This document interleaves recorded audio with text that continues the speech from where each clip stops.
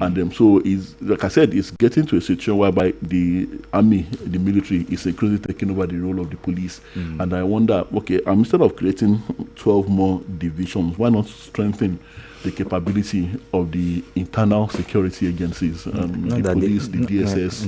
Not that they increased. It was increased from 8 to 12. To 12. That's what they created more divisions. More that's divisions. What I'm saying.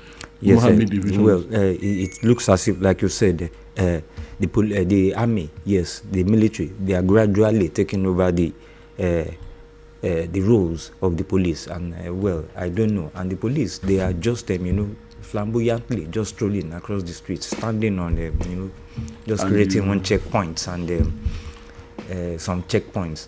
They stand there, we don't know, and harassing people. Sometimes we see them, we know what happens sometimes in areas.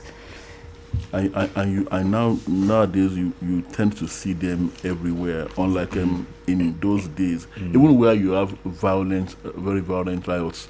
A long extension, the call-up time for the military is when the riot actually gets really out of hand. Yes. And it's obvious that the police can no longer handle the situation. That's when the army is called in. And most of the time when they call them in those days, it's majorly to instill fear in the rioters, to make the rioters back down. The sight of them alone will make you back down. Yes. So that was the idea in those days. But now, almost every civil matter that borders on violence, they are called in. And well, if this is the way to go, I'm not against it, Bimbo. Not that I'm against it, but I'm just worried about the evolving situation yes. and the need to also strengthen those that are actually trained to do these things. Yes. And of course, yes, need to strengthen, need to really strengthen, empower them too, and and the morale too. The moral aspect is there. If you, I'm sure fine, we are not as developed as the United States or the UK or some other countries, but some, at least West African countries, we know they have the local police, the community police, local, state police, federal police. When things go out of hand really hard, yes, they invite the FBI, that's talking about US, FBI, CIA, yes, but before National Guard, before it gets to the FBI, and I'm sure something would have been years now. There's a body called the National Guard. National Guard, they 2 years. But when when they call in the military, you don't even see them. Yes. You don't see them. I have a brother that has been in the UK for so many years, and he told me in those years, he has never cited a single military officer, British military officer. He said the most that you can see is that maybe at the airports when they have to travel, when maybe you can see them at the airports. But he said you don't even see them because even the sight of them alone, according to their own way of life there, even the sight of them alone in uniform, for no clear reason, it sends can be traumatic for some people. That so he told me that where he lives, that if you want to get to their barracks, that you'll be going quite near to the sea. He said that's as far away as they are from the civil population. Yes. So, well, but then I guess the peculiarities of our times, like I said, and I was watching a program. They were discussing this on a private TV station yesterday night, and one of the questions raised by the interviewers, they were talking to Brigadier General Kukasheka Usman, a former director of military army information, and they were asking him that does Nigeria have the necessary funding to back this up? Well, he said he doesn't know. That was it. He said no. Well, of course, he's retired now, and that was his answer. He said he doesn't know if the funding is there, but all he knows is that it's a very good idea. And well, of course, we know that the funding is there, but to put it to appropriate use, that is the problem. It's not going to be like that of the arms deal. Arms deal, yes. Yes, and the Tucano jets that we are not seeing again. Well, I guess it cannot just actually arrive like as we are told. How active they've been is what we do not know, or maybe they've been more active against the civilian population because of this, these accidental bombings that we sometimes hear about, and it usually happens curiously in areas where the civil population have decided to take their destiny in their hands by resisting the armed bandits. So what's so much for that, Bimbo?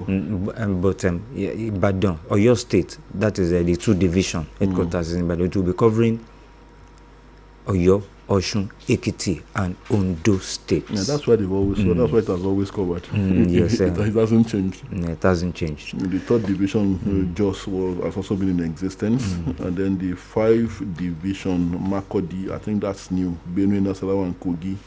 And 6th division Port Harcourt, Rivers, Akwa Ibom, and Cross River states, and 7th division, that's Maiduguri. But it goes on and on. Let's quickly have this commercial break. We'll be back. Wake up, it's choco time. Dano Choco is here with a taste you love. Just open, pour, and enjoy the chocolatey ride. Dano Choco 3 in 1. Ooh, taste it, love it. Dano Choco 3 in 1. Ooh, I love it. Introducing the new Dano Choco 3-in-1. It's tasty, creamy, and satisfying. Taste it, love it.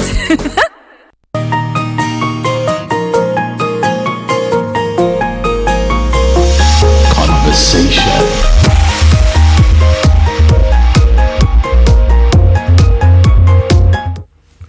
Alright, we're back, and it's still conversation on Oluyole 98.5 FM. Alright, 3 Orire kidnappers plead guilty, sentenced to life imprisonment.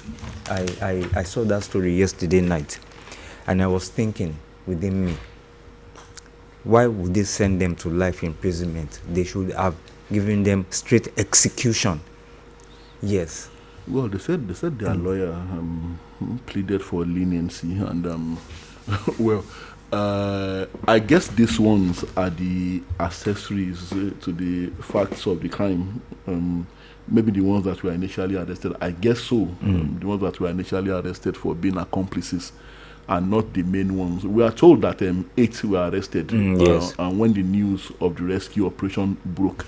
But well, they haven't shown us those 8. They've not been paraded as we speak, and quite unusual for the police and the other security agencies, for them also not to show us the bodies of those they said were killed. But let's look at the story, Bimbo.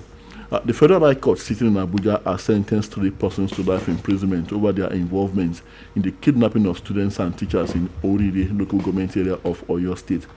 Justice Salim Ibrahim, in the judgment delivered on Thursday, convicted and sentenced the defendants Abdulrazak Umar, aka Abu Khalifa Abu Khalid, Yunusa Musa, aka Yunusa bin Musa, and Shamsu Adamu Sani, aka Abu Itisa, after they pleaded guilty to some of the allegations preferred against them by the federal government.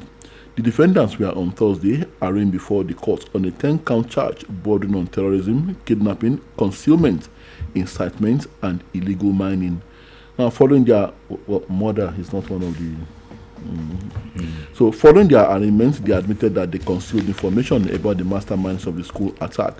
The defendants also admitted their membership of Darul Salam, which was described as an affiliate of Jamaatul Ansaru Muslima fi Bilandis Sudan, that is the Ansaru terrorist organization, a proscribed terrorist organization in Nigeria. Besides admitting being members of the proscribed terrorist group, the convicts who were brought to court under tight security by operatives of the DSS confessed to concealing information on the abduction of the school children and their teachers. They admitted that those who carried out the abduction of school children and teachers were their associates, and that they had knowledge of the banditry but kept it to themselves. While all the 3 defendants pleaded guilty to counts 4 and 6 of the charge, only the first defendant, Umar, accepted guilt on counts 7, 8, 9, and 10, which bordered on allegations that he provided training and instructions to terrorists via a WhatsApp group titled "The Oneness of Allah is the Foundation of Peace." However, they maintained their innocence on the remaining counts of the charge. So, to the plea for leniency by their counsel, lead counsel for the convicts, Mr. Oh, they have quite a number of counsels. Well, this legal profession self. Mr. A.A. Shetima was the lead counsel, and probably from the same part of the country that they come from. Well, he told Justice Ibrahim that they were first offenders with aged parents, wives and children who depend on them for means of livelihood, as if Mr. Michael Oyedoku does not have a wife and children that depend on him for their means of livelihood. The other man who was also killed later in captivity, I can't really recall his name now, and the Okada rider who was shot dead on the day of the attack on the school premises, and the other teacher who was shot dead while trying to escape. As if all these ones don't also have dependents, wives and children that depend on them for a living. Oh, really? So, the council added that they did not participate in the abduction of the children, but only concealed information. His plea for leniency was, however, countered by the Director of Public Prosecution of the Federation, Rotimi Oyedepo SAN, who argued that the abduction would have been prevented if they had volunteered information before the crime was committed. Well, so much for this, Bimbo. But then, like I said before, these ones were not the direct perpetrators of the crime. They were, at most, to sum up all the offenses brought against them, they were the accomplices. Now they've been sentenced to life imprisonment. But I want to, maybe those they told us were arrested, the 8 that they said were arrested on the day of the rescue operation, maybe investigations are still going on, the charges are still being prepared against them. Because people are beginning to ask questions, Bimbo. You know, the narrative by the army and the narrative by the victims themselves, that on the day of that they were freed, that the commanders, they came smiling, looking very happy and told them that they were free to go. Yes. And they won't told them how they were going to locate the military, that they should follow a certain path. They will see 2 rivers and follow a particular one of the streams, and then they will find the military. So you begin to ask them questions if indeed it's not clear that they did not storm the terrorist camp. That was what I was saying. So those that were arrested, when were they arrested? Is it that they went back to arrest them after the captives has been freed? So and the fact that the terrorist leaders came back smiling and told them they were free to go, that something must have made them happy.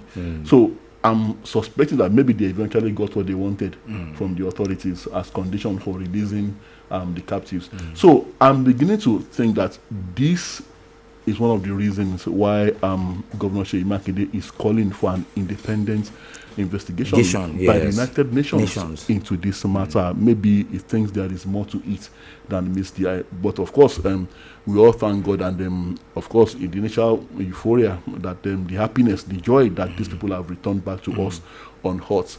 It's still very much there. So maybe that is why no one is really emphasizing those questions, that whichever way, at least they are back. And we should commend all those who took part and made it possible for them to return back to us, while we sympathize with the families of those who lost their lives in this saga. Yes, more to it, because I was just thinking when they said that we were informed that the military, with a combination of the other security agencies, full force combination, stormed the area. And at the end of the day, we were hearing that the commander came in smiling. The commanders of the group came in just smiling. Everybody was afraid. Then they were, kind of apprehensive that, okay, if full force was used, then there would be damages, collateral damages. Yes, that was. I think yesterday I was watching that film, Read on NTB, Uganda. I was watching it, and now I saw how the operation went. Yes, there was a particular officer, military officer, Israeli officer, that wanted to negotiate. He was trying to say, let us negotiate with them. Some other officers refused. They said, we don't negotiate with terrorists, let us go full force, let us attack.